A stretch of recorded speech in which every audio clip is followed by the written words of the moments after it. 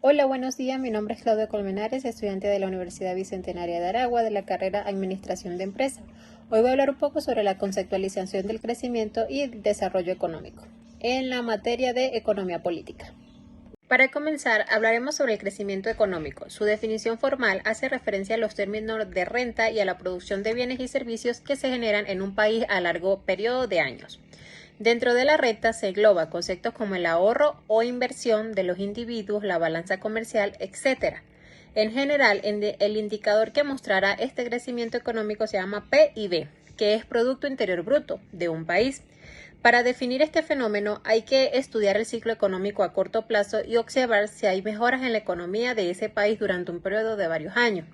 Las variables que habrá que observar de un país serán su nivel de consumo, su inversión, la ejecución y control de gastos públicos y las relaciones entre las exportaciones e importaciones. Como bien lo mencionamos anteriormente, el Producto Interno Bruto o Producto Interior Bruto, que es el PIB, es la medida estándar del valor agregado creado mediante la producción de bienes y servicios en un país durante un periodo determinado. En la siguiente lámina vamos a observar un poco sobre el PIB en Venezuela en algunos años anteriores, como por ejemplo está en el 2018 el PIB fue de 86.403. En el 2017 el PIB fue de 102.617 y así sucesivamente hasta el PIB actual. ¿De qué depende este crecimiento? Las razones de este crecimiento económico en un país puede deberse a diversos factores como pueden ser el progreso tecnológico, la inversión o la acumulación de capital, tanto físico como humano. El factor más importante para este crecimiento será la productividad de bienes y servicios usando el mismo número de recursos. Esto se consigue aplicando la última tecnología en los procesos productivos y consiguiendo trabajadores mejor cualificados, aunque esto no solo dependerá de las empresas que quieran invertir en estos procesos, sino que también los trabajadores tendrán que invertir en ese mayor cualificación. Pero como existe en riesgo de que esa unión no se dé, habría que contar con la figura del Estado, el cual disminuirá los riesgos entre los empresarios y los trabajadores, de manera que se adquieran unas mayores capacidades de producción, generando bienes públicos que utilice toda la sociedad y que incrementen esa productividad dentro de un marco regulatorio y adecuado. Ahora vamos a hablar un poco sobre la historia de la economía, en la cual se estudia la economía desde sus inicios, desde el simple y local trueque que con el paso de los milenios ha acabado evolucionando en el complejo y globalizado capitalismo, pasando por otros modelos como es el esclavista, el feudal o el mercantilista. La economía es tan antigua como la propiedad humana. Hace 5.000 años, cuando dos pastores intercambiaban una cabra por 5 gallinas, estaban haciendo economía. Desde ese entonces se han sucedido uno tras otro diferentes sistemas económicos.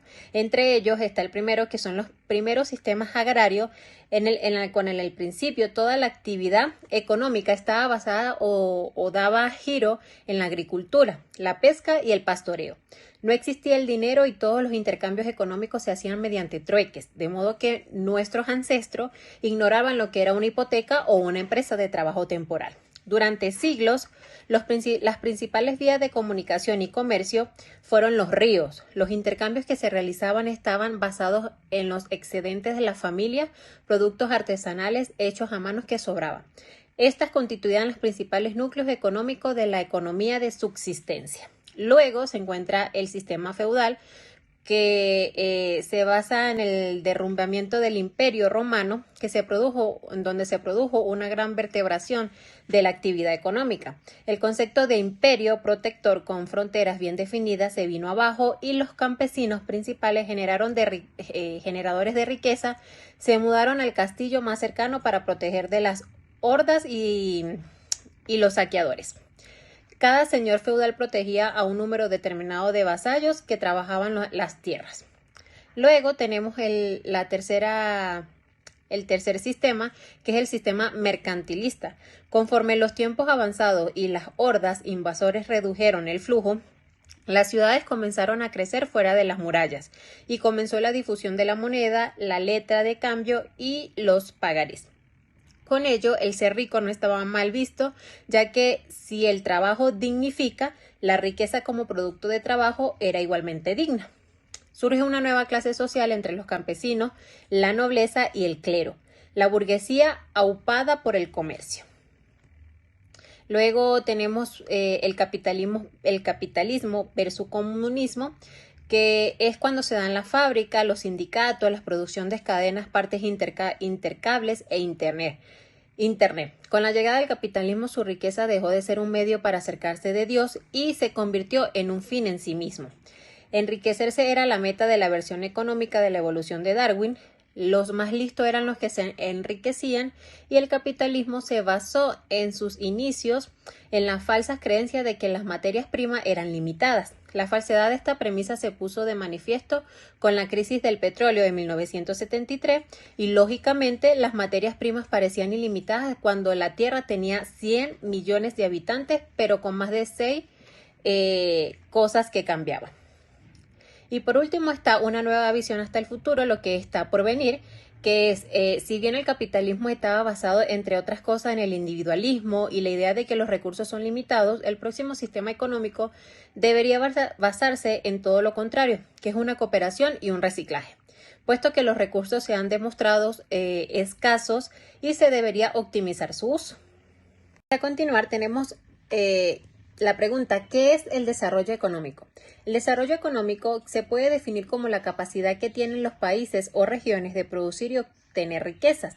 El desarrollo está ligado al sustento y la expansión económica de modo tal que garantice el bienestar y se mantenga la prosperidad y satisfaga las necesidades personales o sociales de las personas. Las características del desarrollo económico son, entre muchas, el aumento del PIB per cápita, que son los países desarrollados que poseen un Producto Bruto Interno alto debido a la producción y comercialización de bienes y servicios. El PIB per cápita es uno de los índices que se tienen en cuenta para el análisis del desarrollo de un país. Este índice mide el total de los ingresos de un país en relación al número de habitantes. Número 2. Tenemos las necesidades básicas cubiertas. Los países desarrollados distribuyen la renta de manera que todos los habitantes poseen las necesidades básicas cubiertas. En estos países, la tasa de desempleo suele ser muy baja y existe un acceso a los servicios como agua, luz y gas casi total. El desarrollo, como número 3, tenemos el desarrollo de la capacidad productiva, en la cual los países desarrollados utilizan los recursos y sacan provecho de ellos. Muchos de estos países ponen el foco en la industrialización y en el sector de los servicios. Por número 4, tenemos el respeto por los derechos humanos y el orden social. Las sociedades que conforman países desarrollados suelen estar formados por individuos satisfechos con su calidad de vida. Existe el respeto por la democracia y las instituciones. Por número 5, tenemos el uso de nuevas tecnologías, en donde los países con un mayor desarrollo económico introducen las nuevas tecnologías para fomentar la producción rápida y eficiente. Por número 6, tenemos acceso a la salud y a la educación. El desarrollo económico permite fortalecer y garantizar el acceso a toda la población, salud y educación. Por número 7, tenemos el desarrollo de inversión, en donde el desarrollo económico genera el clima propicio para la toma de créditos e inversiones. Número 8, tenemos el crecimiento sostenido, en donde el desarrollo económico se logra con el crecimiento económico y el desarrollo humano y social. Suele ser procesos largos que una vez conseguidos pueden extenderse en el tiempo. Por número 9 tenemos los cambios económicos y sociales, en donde el desarrollo económico trae aparejado una igualdad de oportunidades a toda la población y esto genera movilidad social. Y por último, se encuentra el desarrollo de instituciones sólidas, en donde el desarrollo sostenido de una nación genera respeto por la democracia y un bajo índice de corrupción en las esferas políticas y sociales. ¿Cómo incide el crecimiento y el desarrollo económico en las empresas venezolanas? Este es un punto muy clave, ya que si el PIB tiene una decaída, lo que representa es un desplome en la producción nacional en todos los sectores medulares de la economía, como lo son el petróleo, la construcción, la industria y el comercio. Bajo este contexto, la influencia de la economía sobre la empresa venezolana es importante, pues se reduce un tamaño en capacidades instaladas en oferta de bienes y servicios y asimismo en la pérdida del poder adquisitivo, lo que trae como consecuencia un mercado miniaturizado. Del mismo modo, sectores como la agroindustria empiezan a ofrecer empaques de menor tamaño e incluso con presentaciones menos costosas. De igual forma, otro sector como el químico ha visto el cierre de competidores y la permanencia de otros de menor calado, pero que controlan mayores cuotas de mercado. Otra situación la percibe el campo venezolano, donde la escasez de insumos esenciales para la agroindustria del arroz, la falta de repuesto para las maquinarias, el control artificial de precio a las cosechas y el fenómeno del baneamiento ha hecho que se vea reducido un 51% en la producción de la misma. Y del mismo modo, la cosecha del maíz ha sufrido una gran caída. En este sentido, al no tomarse medidas en facilitar las importaciones esenciales de insumos como son semillas y fertilizantes, se pierden los ciclos de cosecha o bien se producen un destiempo, lo que en consecuencia afecta a la producción nacional y obliga a recurrir a las importaciones para cubrir con la demanda nacional. Al mismo tiempo que existe carestia de exportaciones no petroleras, lo cual deja sin ingresos propios a los productores del campo. En este sentido, la realidad del entorno económico y en el contexto demográfico están estrechamente relacionados, pues la reducción de capacidades instaladas junto a mercados miniaturizados dan un resultado de las restricciones de la libertad empresarial. Conlleva el cierre de empresas influyendo de la pérdida de empleos, de igual manera el cerrar fuentes de trabajo, la población cesante tiene menores ofertas laborales en la nación, viéndose obligados a emigrar a otras ciudades dentro del país o en su defecto al exterior. Para culminar, hablaremos un poco sobre la teoría de la dependencia, en la cual son un conjunto de teorías y modelos que tratan de explicar las dificultades que encuentran algunos países para el despegue y el desarrollo económico. Surgieron en los años 60 y 70, impulsadas por el economista argentino Raúl Presbit y la CEPAL. Inicialmente se dirigieron en el entorno latinoamericano, aunque posteriormente fueron generalizadas por economistas neomarxistas, entre los que se destacó Samir Amin, asociándolo al concepto de desarrollo desigual y combinado. La dependencia económica es una situación en la que la producción y riqueza de algunos países está condenada o condicionada por el desarrollo y condiciones coyunturales de otros países a las cuales quedan sometidas. El modelo centro-periferia describe la relación entre la economía central autosuficiente y próspera y las economías periféricas aisladas entre sí, débiles y poco competitivas. Frente a la idea clásica de que el comercio internacional beneficia a todos los participantes, estos modelos propugnan que solo las economías centrales son las que se benefician. Los mecanismos mediante los que el comercio internacional agrava la pobreza de los países periféricos son diversos.